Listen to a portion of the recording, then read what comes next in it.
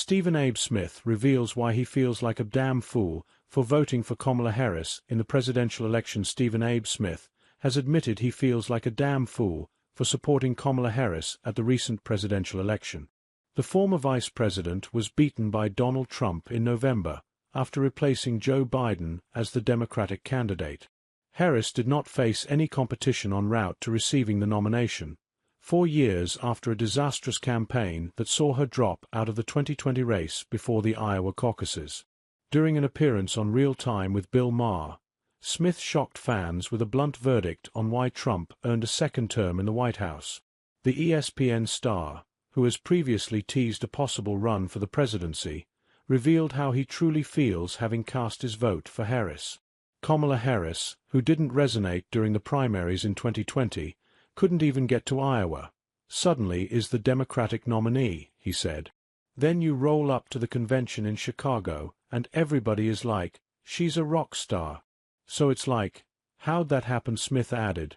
Yes, I voted for her, a lot of people voted for her, but in the end we end up feeling like damn fools. Because we supported it, we fell for the okey-doke, as they say. If you had a primary, the likelihood is she would not have been the Democratic nominee. Smith made his name in sports media, but has become more vocal on political issues since Trump won the election in November. During his appearance on Maher's show, he scolded Democrats following their humiliation at the polls. Trump man was impeached twice.